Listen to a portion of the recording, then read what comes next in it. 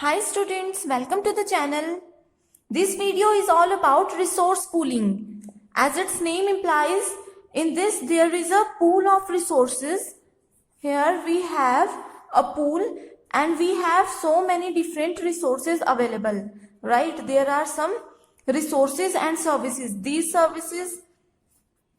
services like we can get infrastructure as a service, platform as a service, software as a service, or network as a service. Any type of service we can get with the help of resource pooling, right? This is a term generally used in cloud computing environment, right? And it is used to describe a situation in which providers serve. Here provider serves multiple clients, customers with provisional and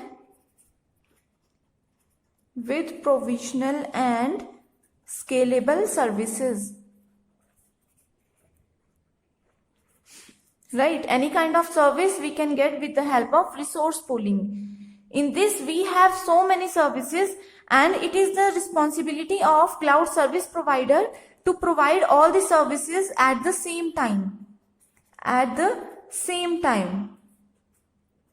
Right? Suppose this is a resource pool and this is organization 1 and this is organization 2. At the same time, both organization wants same resource, right, from same cloud, right? So this is the responsibility of service provider to give access to both the organizations at the same time, right? We can also access all these services.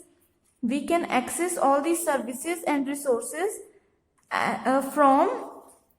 from anywhere and at any time. This is also known as location independence, right? Anywhere known as location independence. In case of resource pooling, location independence and time independence performs a major role, right? Here all these services can be adjusted. Services can be adjusted to suit each client's needs without any changes, right? Without any changes being apparent to the client or to the end user. Always end user in case of cloud computing means the user or the client. The client here means who are going to access the services, right? And here vendor means service providers, the person from where, or any organization from where we can get any type of resource or any kind of service with the help of cloud, right? We have some kind of services that can apply to a resource pooling strategy, including these include, first point we have is data storage service. Data storage service, we can get any kind of data storage service and we can store any large amount of data with the help of resource pooling service providers, right? The second point we have is it include processing services,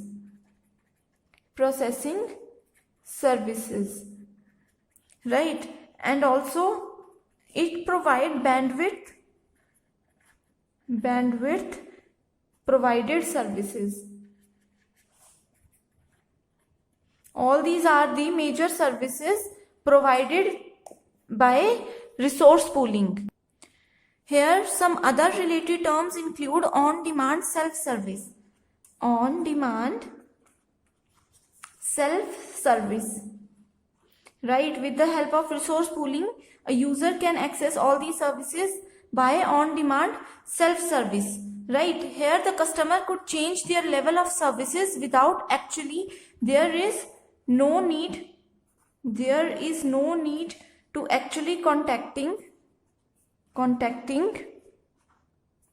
a service provider, right? We have discussed this topic in detail. The general definition of location independent resource pooling is, definition of location independent resource pooling is, right, I will tell you the general definition is that the provider's computing resources, here the provider's computing resources are pooled to serve multiple consumers, or we can say that end users, using a multi-tenant model with different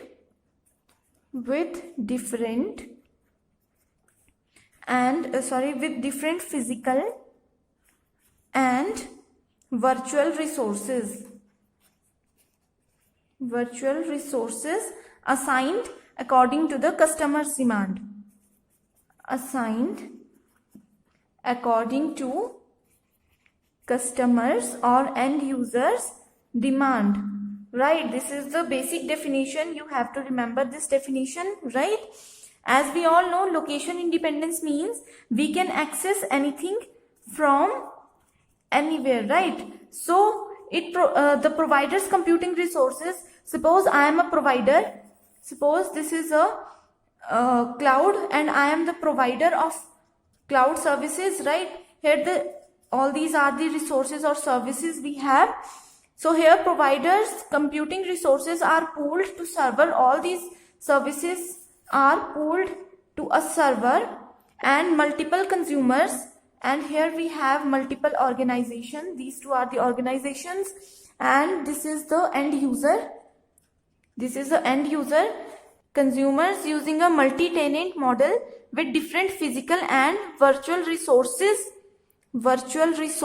assigned to a customer's demand, right? All these are the resources, and these resources are provided to the end user with the help of their server, right? All these services are on a pay per use mode, okay? Here there is a sense of location independence. In that the customer generally has no control. Customer has no control or knowledge over the exact location of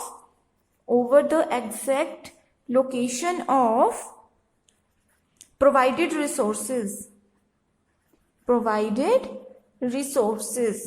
right? But the end user may be able to specify location at a higher level of abstraction, like they can get their location with higher level of abstraction, right? For example, country, state, etc., right? With the help of these type of abstraction, a user can get the location or knowledge about the service providers. We can get different type of resource pooling like processor, or we can say that CPU and memory pooling, right? The second we can get is storage pooling,